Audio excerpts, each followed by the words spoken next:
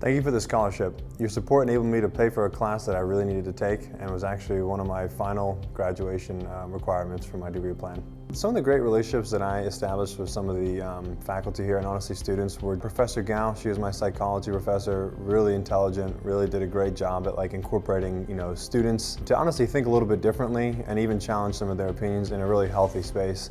I also had Professor Nagel, she was my political science teacher, another really good one, introduced us to a lot of ideas and concepts that I think a lot of younger people just aren't as familiar with because you don't learn these kind of things in high school, but you realize how important they are and integral they are into kind of being an informed voter. I've also made friends with a couple of students along the way. A lot of us become friends through the mutual struggles and understandings of a class. I also had more of a sad situation. I had Professor Kaplan was one of my professors. He was an IT professor.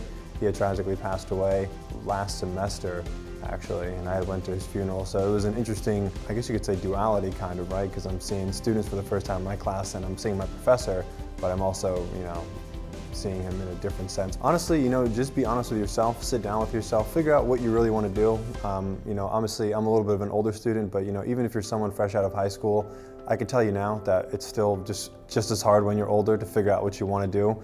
So sit down with an academic advisor, tell them the things you like. And I think the most important thing is take something you think you're going to like. I know it sounds cheesy and we've heard it a lot, but ultimately passion is what's going to drive you to the next level. You can chase the next degree that you think is going to make you some money, but ultimately that will dwindle up very quickly. So I'm grateful that Brookdale enabled me to kind of convey a message for a Marine and a friend that I rode my bicycle across America for last year, James Curry.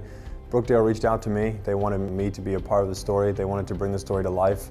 And I thought it was pretty amazing because I was obviously a current student at the time, and I thought that connection was amazing, that Brookdale took my story, put it on a platform, and also that story ended up getting shared by a lot of the local outlets in Monmouth County.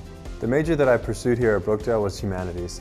What humanities kind of showed me with what I wanted to do with my own personal goals was to actually pursue an economics major, particularly industrial economics, so I could have more of an impact at a policy and legislative level for all citizens in the United States. My plans after Brookdale include to continue my education and pursue and finish my undergrad.